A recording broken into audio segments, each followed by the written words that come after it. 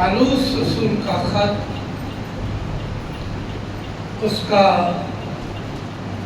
6वां बाब और उसकी 10वीं का 20वीं आयत में से खुदा का कलाम पेश किया जाएगा। 18वीं आयत आप मेरे पीछे पढ़िए।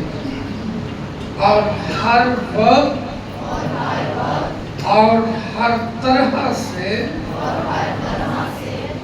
रूह में दुआ और मिन्नत करते रहो और इसी गरज से जागते रहो कि सब मुकद्दसों के वास्ते बिला नागा दुआ किया करो। हुज़ूर खुदा, मैं तेरा वफ़ादार, हिकमत और खिरत की रूह अता कर। बंदा खादम जब लब कुशाई करे, तेरे कलाम के कीमती भेद इन लबों से कश्फ। लोग हक़ाइक़ को जान सके।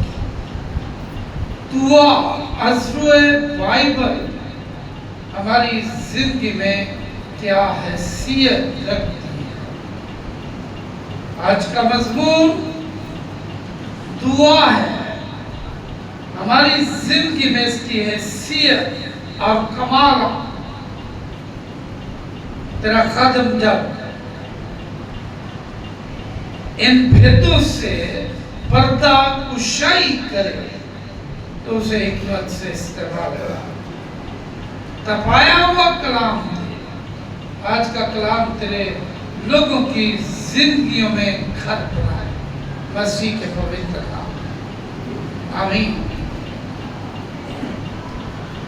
हर वक्त और हर तरह से रूह में दुआ और मिन्नत करते रहो और इसी गरज से जागते रहो कि सब मुकद्दसों के वास्ते बिला नागा दुआ करो।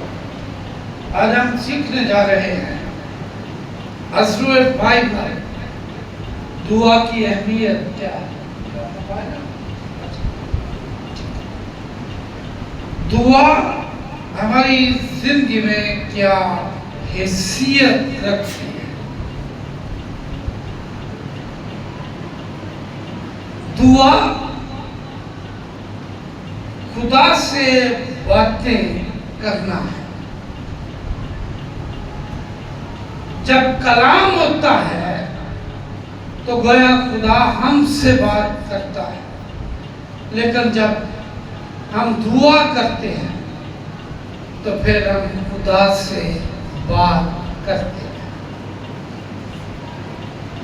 अब खुदा आपसे बात कर रहा है। खुदा अपने खादिम का मुंह बनकर आपसे हम कलाम है। लेकिन हम सीखने जा रहे हैं दुआ की हमारी जिंदगी में अहमियत क्या है। मैंने अपनी खिदमत के दौरानिए में जितने लोग दुआ को देखे उनका खुदा के साथ बनिस्बत दूसरे लोगों के ज्यादा ताल्लुक है, क्योंकि दुआ एक ताल्लुक का नाम है, एक रिश्ते का नाम है। और दुआ वो ताल्लुक है जिसके जरिए से हमारी जड़ें जिंदगी के दरख्त, अंगूर के हकीकी दरख्त में मजबूत और पायदार रहती है। दुआ क्या है, इसकी बाबत हम सीखेंगे। दुआ खुदा से बातें करने का नाम है। दुआ के जरिए हम खुदा के सामने न सिर्फ अपनी जरूरतें रखते हैं बल्कि अपनी ख्वाहिशें भी खुदा के सामने रखते हैं और वो बताओ बाप पूरी करता है। दुआ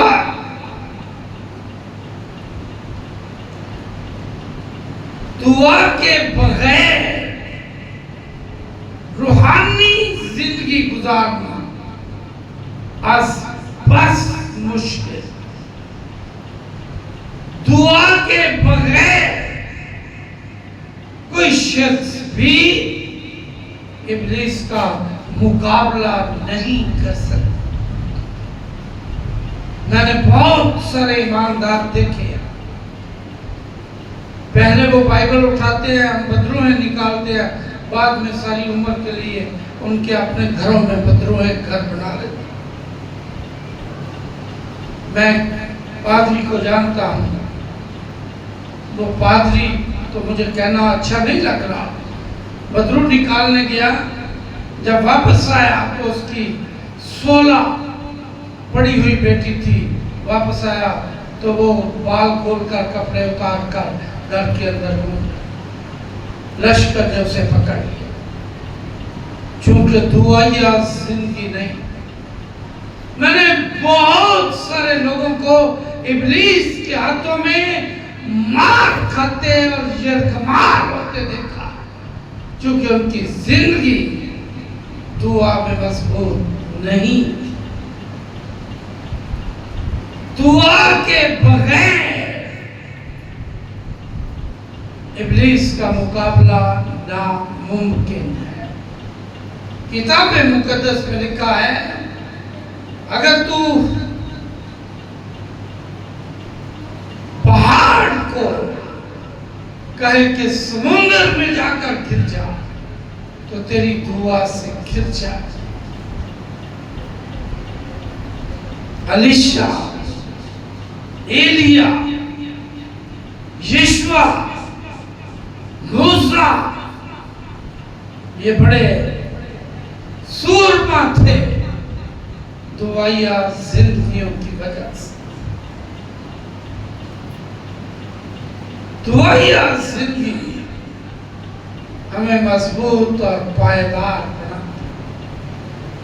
पिछली दफा हमने सीखा, समसून अगरचे सूरमा पैदा हुआ, नजीब पैदा हुआ, लेकिन उसकी जिंदगी दुआया नहीं थी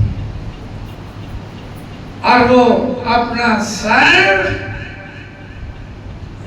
दलैला की गोद में रखकर सो गया और उसने अपनी नजारत का राज बता दिया और दुश्मन ने उसके बाल काटे और उसकी आंखें निकाली।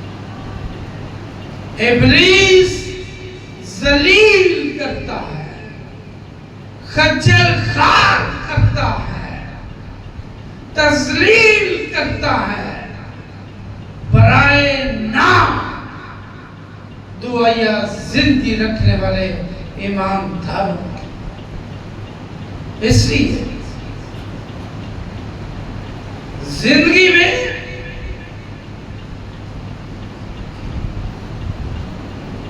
जो काम आप करते हैं उससे पहले आप दुआ और रोजे में थे।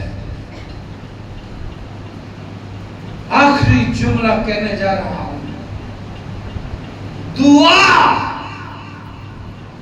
कलीद है, चाबी है बरकत के और आसमान के हर दरवाजे की, बल्कि ये मास्टर की है। अंग्रेजी में मास्टर की उस चाबी को कहते हैं जिससे हर दरवाजा खुल जाता है। ये राज है, ये भेद है। काश हर शख्स इसे अपना ले और आसमान की बादशाह के हर दरवाजे को लगाकर एंजॉय करें। दुआ हुक्म है, ये इल्तमास नहीं खुदा की, ये गुजारिश नहीं है, ये मुनाजात नहीं है, बल्कि ये आर्डर है। और आर्डर हर सूरत मानना पड़ता है। पाक नविश्तों में दुआ इस्तेकाब या इंतखाब नहीं है, बल्कि ये खुदा की तरफ से हुक्म है। खुदावंद यीशु मसीह ने बजाते खुद दुआ करते रहने का हुक्म दिया है। यीशु मसीह की जो दिल पसंद जगह थी दुआ के लिए, मुझे उम्मीद आप जानते होंगे वो कौन सी जगह थी। गतसमनी बाग। किसने बताया? क्लैप कीजिए। गतसमनी बाग यहूदियां का केड़ा पाले मरियम दे लाल होते मरण चंदा ते पूछन किस वालियां ने अखां दोवे जनाब दियां बनियां ने। गतसमनी बाग यीशु मसीह की दिल पसंद जगह। आखिरी फसा खाने के बाद वो सीधा गतसमनी बाग में गया और वो आने वाले हालात की तस्वीर देख रहा था। और लिखा है वो एक टप्पे की जगह पर अपने शिगिर्दों से दूर जाकर दुआ करने लगा। टप्पे की जगह से क्या मुराद है? स्टोन पकड़े, पूरी ताकत से फेंके, जहां जाकर गिरेगा, जहां से फेंका गया है वहां से लेकर जहां गिरा है दरमियानी जगह को टप्पे की जगह कहा जाता है। इतनी दूर यीशु मसीह दुआ कर रहा था। पालूस रसूल कहता है दुआ में जान फशानी कर। जान फशानी का मतलब है जान मारो। और यीशु मसीह नमूना है। लिखा है जब वो दुआ कर रहा था तो उसका पसीना खून की बूंदें बन बनकर बह रहा। दुआ करते हमारा कभी पसीना निकले ही नहीं। दुआ में हमने कभी जोर लगाया ही नहीं। दुआ में हमने कभी जान फिशारी नहीं की। दुआ में हमें जान मारने का कोई तजर्बा ही नहीं है, क्योंकि हमारी दुआएं बड़ी आसान होती हैं। ऐ खुदावंद ये कर, ऐ खुदावंद कर, ऐ खुदावंद कर। इतनी लंबी दुआ पर रहते हम अपने मुतालबात पे। ये हमारी दुआ बिल्कुल इस तरह होती है जैसे बेगम बैठा के ना घर अपने सामने एक लंबी लिस्ट दाल चावल की सौदों की लिखवा देती और काम बेचारा वो लिस्ट लिखकर दुकान पे ले जाता है सौदे लाने के। हमारी ये दुआ है। हम खुदा को बताते जाते हैं जैसा हमारा नौकर है, जैसे हम आर्डर लगा रहे हैं। नो, अपनी ख्वाहिशात को छोड़े, आजिज़ बने, हलीम बने। खुदा के कलाम में लिखा है उसकी बारगाहों में डरते और कांपते हुए दाखिल। हम चर्च किस तरह होते हैं? नुक्ता चीनी के लिए, शर पसंदी के लिए, या फिर बैठे चर्च में होते हैं हमारा ख्याल हमारे काम पे होता है, जरूरतों पे होता है। चर्च डरते हुए आएगा, कांपते हुए आएगा, पाक राइश के साथ आए, यकदिली के साथ आए, सिद्दत दिली के साथ आए। जिस तरह अपने बाप के सामने हम कोई हेंकी पेंकी नहीं कर सकते, कोई गड़बड़ नहीं कर सकते, इसी तरह खुदा हमारा आसमानी बाप, हमारा दिल बाप, हमारी आंखें बाप, हमारे हाथ बाप, लेकिन खुदा के पहाड़ पर वो ठहरेगा जिसका दिल पाक है, जिसके हाथ साफ, जो शरारत से पाक है। दुआ के लिए खुदा के हुजूर पाकीज़गी के साथ आए, पाक राइश के साथ आए। यीशु मसीह ने लूका की इंजील के 18वें बाब में कहा, हर वक्त दुआ करते रहना और हिम्मत ना हार। दुआ की 3 हालतें हैं, दुआ करना, दुआ मांगना, दुआ की हालत में रहना।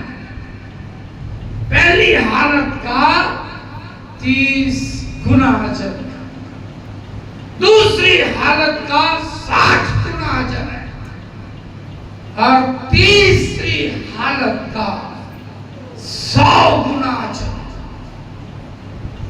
हम दुआ करते हैं, अगर करते हैं तो 30 गुना मिलेगा, अगर दुआ मांगते हैं तो 60 गुना। दाऊद कहता है, मंगना ते तो मैं दुआ, मैं तो चुप ना हो तुझा, मेरी है चट्टान यहोवा, जे तू हमें चुप उन्ना वांगर होवा जेड़े टोए विच पैंदे जा। मंगना ते तो मैं दुआ, मैं तो चुप ना हो। दुआ की हालत में रहना, ये बड़ी खास बात। अगर आप दुआ करके सोते हैं तो आप सारी रात दुआ की हालत में हैं, सारी रात आपकी दुआइयां गिनी जाए। अक्सर लोग मुझे रात को फोन करते हैं। कल रात एक बेटी बहुत खौफ खा रही थी, उसने मुझे 11 बजे फोन किया, पादरी साहब सब मेरे दुआ ले। मैंने उसके लिए दुआ की और वो ठीक। लोगों को सारी रात सांप क्यों सताते हैं? बहुत सारे लोग हैं जिनके जिस्म में आए दिन नील पड़ जाते हैं। चर्च में आप बैठे हैं, कोई झूठ ना बोले, कितने लोग हैं जिनके बदन पर नील पड़ती है। ऐसे लोगों को होश में आने की जरूरत है। जब अज़दहा टच करता है, छूता है, तो बदन पर नील पड़ जाता है, खून जल जाता है, जलकर इकट्ठा हो जाता है, फिर नील पड़ते हैं। सारी सारी रात गंदी ख्वाबों में डर के साथ, दहशत के साथ, खौफ के साथ रातें गुजरती हैं। और ये ऐसे लोग हैं जिनकी जिंदगी में दुआ नहीं। ईमानदार की जिंदगी दुआ के बगैर जीरो। दानियल की किताब पढ़े, लेकिन दानियल की कोठरी का दरवाजा हैकल की तरफ दिन में 3 बार खुलता। दुश्मनों ने मंसूबाबंदी की, उन्होंने बादशाह से कहा, हाथ में वक्त से तेरे सिवा जो कोई किसी और माबूद के सामने झुके वो शेरों की मार में डाल दिया। दानियल बात नहीं आया। दुआ ईमानदार की खुराक है। दुआ ईमानदार पानी की तरह पीता है, प्यास से उसकी, बावजूद इसके के मौत के डर थे, मौत की तलवार दानियल के सर पर मुंडरा रही, पर वो दुआ करने से बाज नहीं हुआ। दुश्मन ने देख लिया, उसने बादशाह को बता दिया। बादशाह ने दानियल को बंधवा कर शेरों की मांग में डाल। अगले दिन बादशाह सुबह सवेरे आया, दानियल दानियल दानियल, क्या तेरा खुदा मुबारक हुआ है जिसने तुझे शेरों की मांग से बचाया। उसने कहा बादशाह सदा सलामत रहे, जीता रहे, मेरे खुदा ने मुझे शेरों की पकड़ से बचाया है और शेरों ने मुझे मुंह तक भी नहीं लगाया। ये है दुआ की तासीर। मुझे एक दफा किसी ने कहा पादरी साहब एक सवाल करना है, मैंने कहा करें। कहते हैं जी दानियल को शेरों ने क्यों नहीं मुंह लगाया, शेर तो गोश्त के भूखे होते हैं। मैंने कहा शेर एक मुनस्सल जानवर है, जंगल का बादशाह है, और छोटे छोटे शेरों बड़े शेर के सामने अपना सर झुकाकर खड़े हो जाते हैं। मैंने कहा उस गार में दानियल के पहुंचने से पहले बड़ा शेर यहूदा का शेर बब्बर पहुंच चुका था और वो दानियल के सामने खड़ा था। इसलिए जब छोटे शेरू आए तो वो अपना सर झुकाकर यहूदा के शेर बब्बर के सामने सारी रात सिजदे में रहे, सारी रात उसे सलाम करते रहे और अजमत उसके सामने झुके रहे। ये दुआ की तासीर है। दुआ जलती हुई फसलियों से बचाने की कुदरत रखती है। सदरक, मिस्र और अबदनजो ये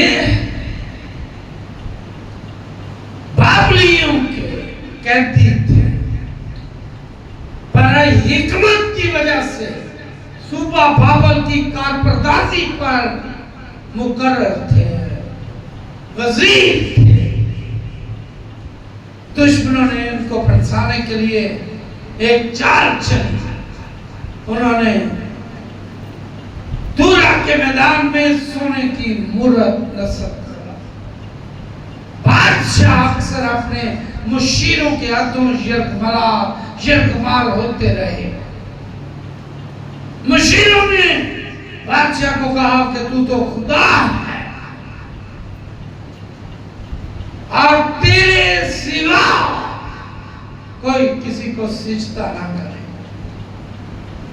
उन्होंने कहा एक मूरत तेरी सूरत की बनाई जाए जो बाबल के मैदान धुरा में नस्ब की जाए, नरसिंगे और दीगर साधों की जब आवाज आए तो सारे लोग उस मूरत के सामने सिजदा करें।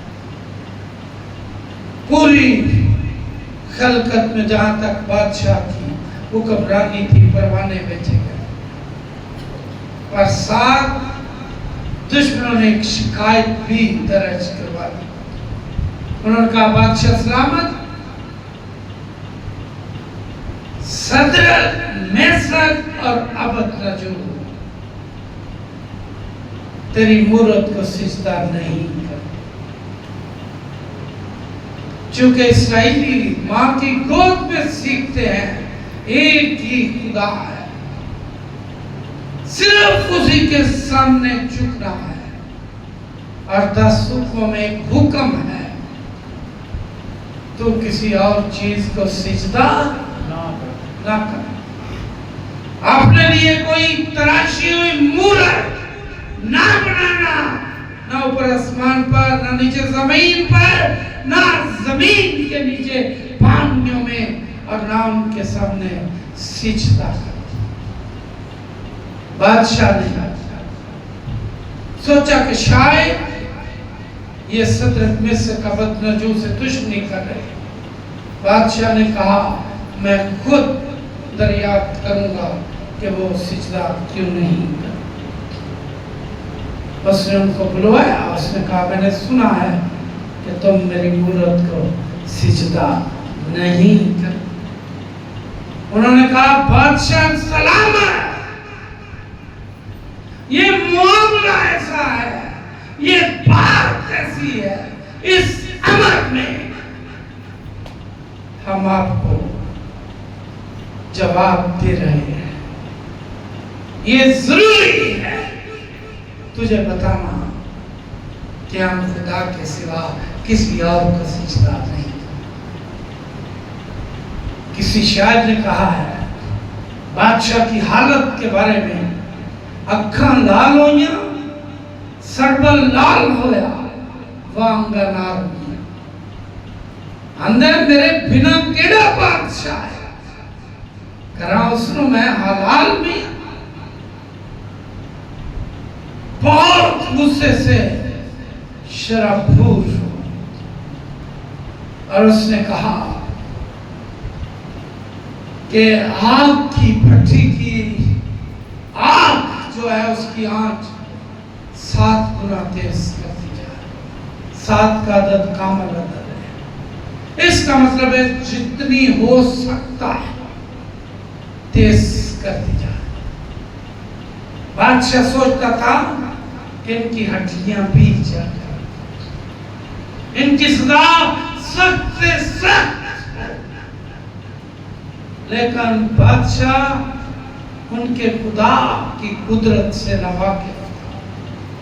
देखा वो बांधे गए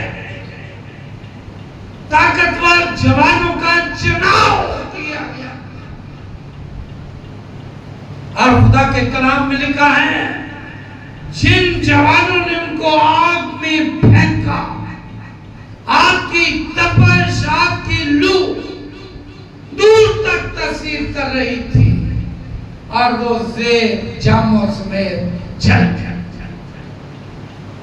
लेकिन 3 फेंके गए और वहां 4 नजर आ रहे। और एक बड़ी खूबसूरत बात लिखा है, चौथे की सूरत इलाह ज़ादे की माना। ये कौन था इलाह? इलाह ज़ादा ये मुरक्कब है, इलाह ज़ादा। 2 अल्फाज जब एक लफ्ज बनता है तो वो उर्दू ग्रामर में मुरक्कब है। इलाह का मतलब है खुदा, ज़ादे का मतलब है बेटा। इलाह ज़ादा खुदा का बेटा। चौथे की सूरत खुदा के बेटे की माने। लोगों ने बादशाह को कहा, हैरानी है, बादशाह खुद वाच कर रहा था।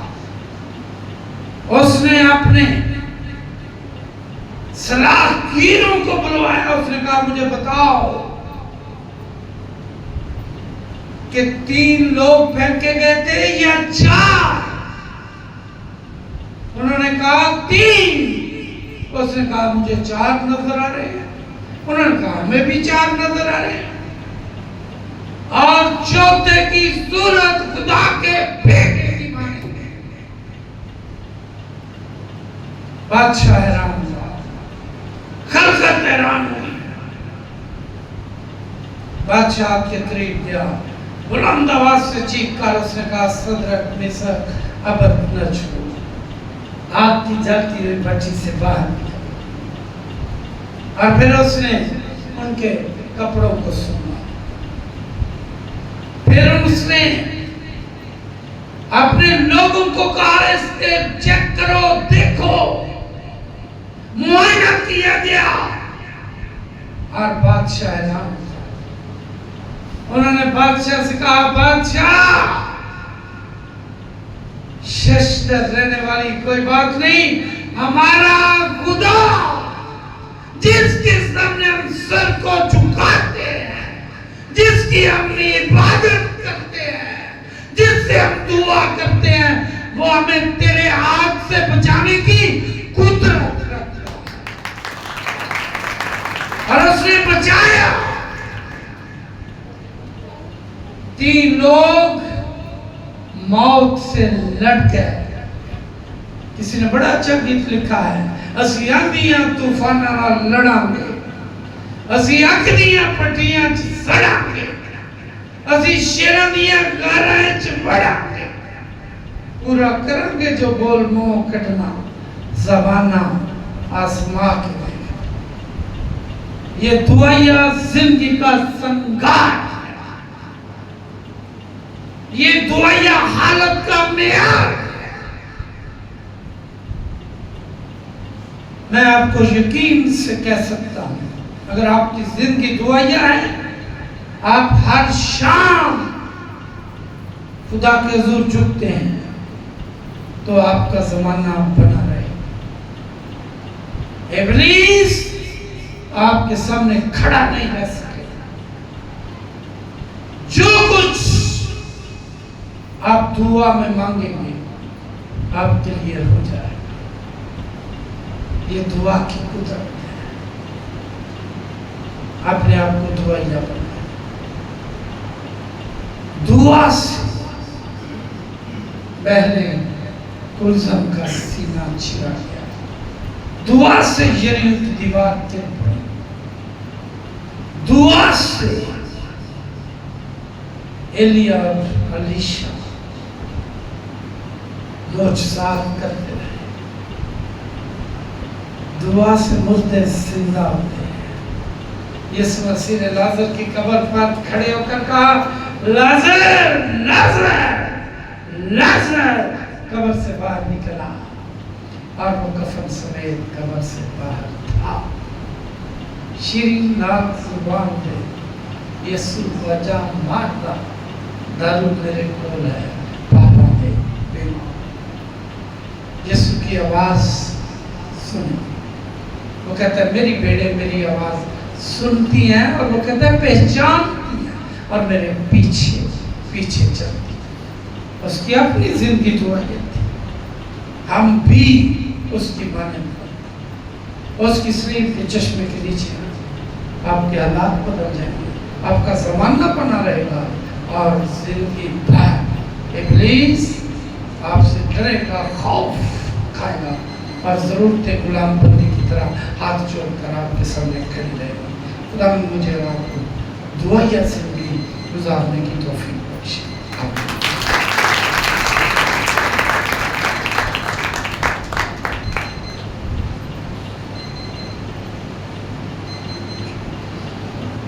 आए झुकेंगे और दुआ करेंगे कि खुदावंद पाक खुदा आज के कलाम के वसीला से हम सबको 100 गुना बरकत अता करे।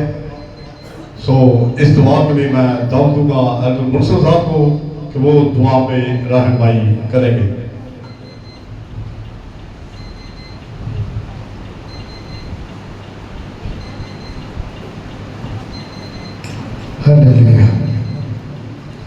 आसमान और ज़मीन के खालिक और मालिक, मैं तेरा दिल की धड़क रहेंगे शुक्र करता हूँ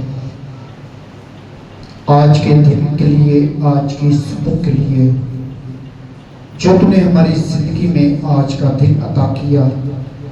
इसका हम शुक्र, इसकी तारीफ और इसकी तमजीद करते हैं। ऐ बस मनी तूने कहा है जान तेरी तक